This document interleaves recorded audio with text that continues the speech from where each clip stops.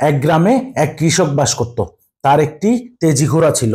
কৃষিকাজে, ভারী জিনিস বহনে এবং নিত্যদিনের চলাফেরায় সে ঘোড়াটিকে ব্যবহার করত।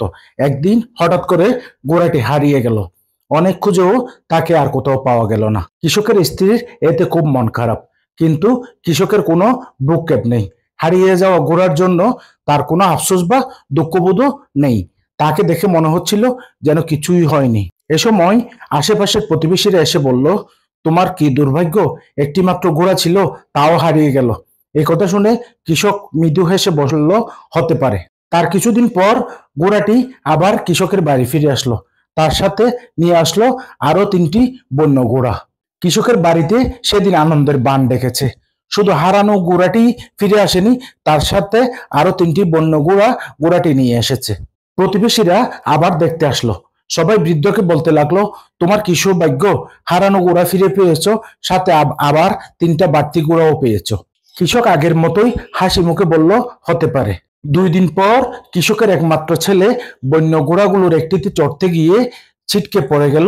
দুর্ঘটনায় তার পা ভেঙে গেল। এই খবর শুনে প্রতিবেশীরা এসে খুব আফসোস করলো। দুঃখ করে কৃষককে বলল, এমন করে ছেলের পা ভেঙে গেল, সত্যিই বড় দুর্ভাগ্য। কথা শুনে কৃষক লোকটি মুচকি হেসে বলল, হতে পারে। পরদিন রাজার সৈন্যরা গ্রামে এসে হাজির। যুদ্ধের জন্য তারা গ্রামের যুবক ছেলেদের ধরে নিয়ে যেতে এসেছে। সবাইকে নিয়ে গেলেও কৃষকের ছেলের পা ভাঙা দেখে সৈন্যরা তাকে নিল না। এইবার প্রতিবেশীরা এসে বলল, তোমার তো দেখছি অনেক বড় সৌভাগ্য, ছেলেকে আর যুদ্ধে গিয়ে মরতে হবে না। হালকা হেসে কৃষকের রেখেই উত্তর, হতে পারে। এই গল্পটির শিক্ষা হলো, জীবনের ভালো বা খারাপ ঘটনাগুলো সাময়িক এবং পরিবর্তনশীল।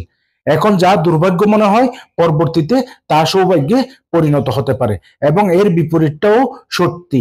জ্ঞানীর ধর্ম হচ্ছে কষ্টের দিনে ভেঙে না পড়া এবং আনন্দের মুহূর্তে উদ্বেলিত না হওয়া। যে কোনো পরিস্থিতিতে শান্ত ও নির্মোহ থাকার গুরুত্ব অপরিসীম।